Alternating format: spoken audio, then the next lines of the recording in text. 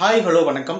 இன்றைக்கி நம்ம குரு கார்த்திகேயன் டைரக்ஷனில் சுகி விஜய் ஷர்மி நடித்த இன்னும் மற்றும் பலர் நடித்த பிளட் அண்ட் பிளாக் இந்த படத்தை பற்றி பார்ப்போம். இந்த படத்தினோட ரிவ்யூ பார்க்குறதுக்கு முன்னாடி நம்ம சேனலை சப்ஸ்கிரைப் பண்ணி வச்சுக்கோங்க.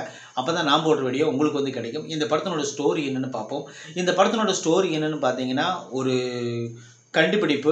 கண்டுபிடிக்கிறாங்க. அது வந்து மிகவும் ஆபத்தான கண்டுபிடிப்பு. அது என்னென்னு பார்த்தீங்கன்னா, ஒரு ரசாயனம் கண்டுபிடிக்கிறாங்க. அது அந்த கேஸ் மூலிமா உருவாகிறது வந்து சில பேர்த்த வச்சு நம்ம டெஸ்ட் பண்ணணும் அப்படின்னு சொல்கிறாங்க. உடனே ஒரு 5 பேர்த்த டெஸ்ட் பண்ணி அதில் 5 பேர்த்தில் வந்து 5 பேரும் இறக்குற சூழ்நிலை ஆயிடுறாங்க. நான் மீதி இருக்கிற 4 பேர் என்ன பண்ணுறாங்கன்னு பார்த்தீங்கன்னா, ஒருத்தர் மாமிசம் கடித்து செத்துடுறாங்க. அதுக்கப்புறம் ஒரே ஒருத்தர் மட்டும் பிழைக்கிறாங்க. இந்த கொடூரமான செயல்கள் செஞ்சதுனால அவரை வந்து கண்டுபிடிச்ச விஞ்ஞானியை தூக்கில் போட்டுடுறாங்க. இந்த தப்பிச்சு வந்த ஒருத்தர் என்ன ஆனார், அதுக்கப்புறம் இந்த கதை வந்து 2015 வந்ததுக்கப்புறம் இந்த கதை என்ன ஆச்சு அப்படிங்கிறது வந்து இந்த படத்தினோட ஸ்டோரியை கொடுத்துருக்காங்க. இந்த படத்தினோட ஸ்டோரி பார்க்குறதுக்கு முன்னாடி இந்த அனிமேஷன் வந்திருக்குல்ல, அது வந்து அந்த கதையும் நல்லா இருந்துச்சு. அதுக்கப்புறம் வந்த இந்த மீதி ஸ்டோரியெல்லாம் பார்த்தீங்கன்னா ஒரே வீட்டில் ஒரே ரூமில், இன்னும் குறிப்பாக சொல்லப்போனால் ஒரே இடத்துல இந்த படம் ஃபுல்லாகவே எடுத்திருக்காங்க. இவங்க பயமுறுத்தலுன்னு சொல்லிட்டு ஒவ்வொரு சீனும் பண்ணும்போதெல்லாம் உண்மையிலே அவ்வளவு ஸ்லோவாக இருந்துச்சு. அது 1 மணி நேரம் 1.25 மணி நேரத்துக்குள்ளே அந்த படத்தை எடுத்துக்கிறாங்க.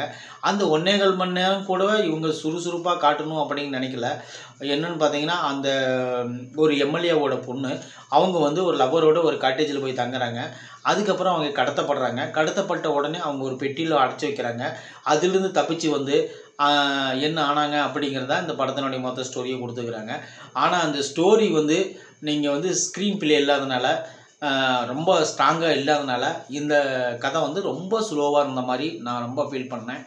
இந்த படத்தில் வந்து ஒரே ஒரு ப்ளஸ் பாயிண்ட் என்னன்னு பார்த்தீங்கன்னா, அந்த மாறுவேஷத்தில் வர அந்த சீன் தான். அந்த மாறுவேஷம் பார்க்கும்போது கொஞ்சம் நம்மளுக்கு கொஞ்சம் லைட்டாக பயமாக இருந்தாலும் கூட, அந்த மாறுவேஷத்தில் இன்னும் ஒன்றுமே பண்ணலையே அப்படின்னு சொல்லிட்டு நம்ம பார்க்கும்போது ரொம்ப மைனஸாக தான் தெரிஞ்சுது. இந்த படத்தினுடைய மொத்த ஸ்டோரியும் கூட ரொம்ப ஸ்லோன்னே சொல்லலாம். அவ்வளோதான்.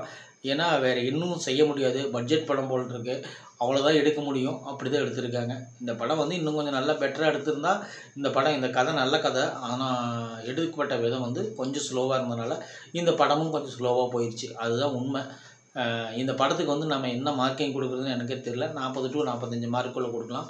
அதுக்குண்டான ஒர்த்தான படம் தான் இது. அதுவே மார்க் அதிகம்தான். நீங்கள் பார்த்துட்டு நீங்களே சொல்லுங்கள். இன்னும் இந்த மாதிரி படம்லாம் நம்ம கொஞ்சம் நல்லா கதை நல்லா இருந்து என்ன பண்ணுறது, அதுக்குண்டான பட்ஜெட் இல்லாதனால அவங்க அப்படி எடுத்திருப்பாங்கன்னு நான் நினைக்கிறேன். இன்னும் நல்லா எடுக்கணும்னு சொல்லிட்டு நான் நினைக்கிறேன். நம்ம சேனலை சப்ஸ்கிரைப் பண்ணி வச்சுக்கோங்க. அப்போ தான் நான் போடுற வீடியோ உங்களுக்கு வந்து கண்டிப்பாக கிடைக்கும். தேங்க்யூ.